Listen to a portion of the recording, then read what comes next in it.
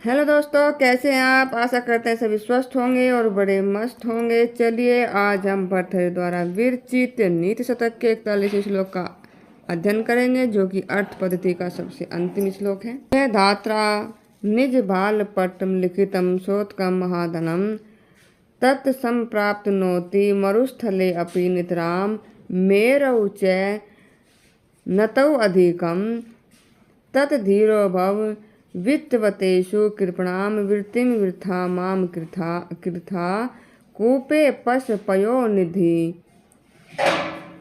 पयोनिधि धावापि घटो गृह्णाति तुल्यम जलम।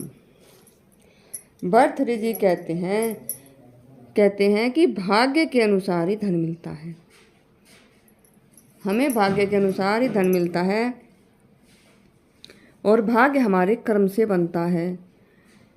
जिस तरह का हम कर्म करेंगे उसी स्तर के हम धनवान बनेंगे या उतना ही धन हमको मिलेगा। तो चलिए अब इसके हम एक बार शब्द अर्थ देखते हैं बड़े ध्यान से, फिर इसकी व्याख्या करेंगे।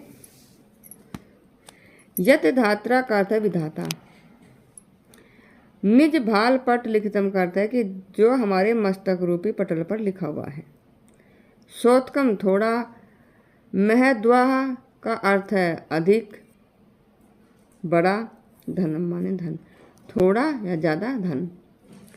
तत्सम प्राप्त नोति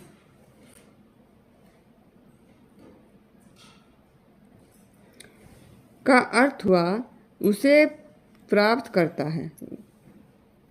तत् माने उसे, प्राप्त, नोति का अर्थ प्राप्त करता है। मरुस्थले अपि, मरुस्थल में भी नितराम मान निश्चित रूप से।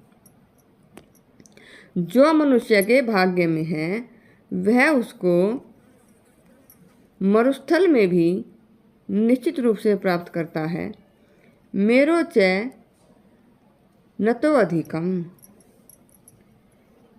मेरो का अर्थ है सुमेरु पर्वत, और ये सुमेरु पर्वत जो होता है ये सबसे ऊंचा और सोने का होता है। ऐसा लोग कहते हैं, ऐसा शास्त्रों में लिखा हुआ है कि सुमेरु पर्वत सोने का होता है और सबसे ऊंचा पर्वत है। देखो हमने बच्चों देखा नहीं है, और इस सुमेरु पर्वत के इसके चारों ओर संपूर्ण नक्षत्रों के सहित समस्त वायुमंडल भ्रमण करता है।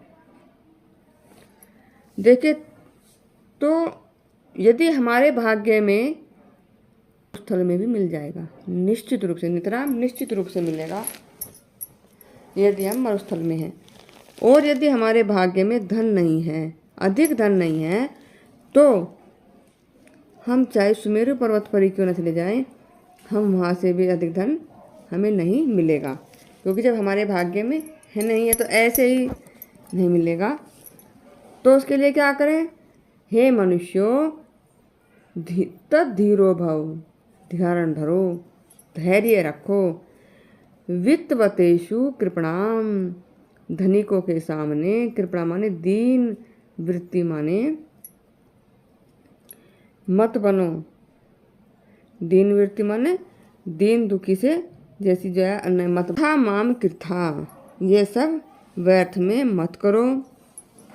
कूपे कुएं को देखो, पयोनिधि पयोनिधा अपि घटो, और पयोनिधा का अर्थ होता है समुद्र भी, घटो माने घड़ा होता है, तुल्यम यानी अर्थात जितना पात्र के अंदर भरा जा सके। तुल्यम माने होता है जितना उसकी क्षमता है, जितना पात्र के अंदर भरा है जलम, इतना ही जल वो भर सकता है। चाहे उसे हम कुएं से भरें या हम उसको समुद्र से भरें। यदि घड़े में 10 लीटर पानी आता है तो कुएं से भी 10 लीटर आएगा और समुद्र से भी 10 लीटर उसके अंदर आएगा, क्योंकि उसकी क्षमता ही इतनी है।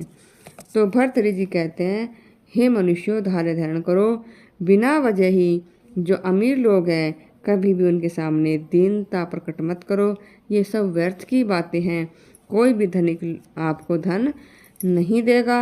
आप इतने अच्छे कर्म करो, इतना अच्छी मेहनत करो, कर्म का अर्थ है कार्य करो, तो आपको अवश्य धन मिल जाएगा। तो इस श्लोक में भर्तृहरि जी बस इतना ही बताना चाहते हैं आगे में कि जितनी भी साधारण शक्ति होगी उतना ही धन वह ले सकेगा।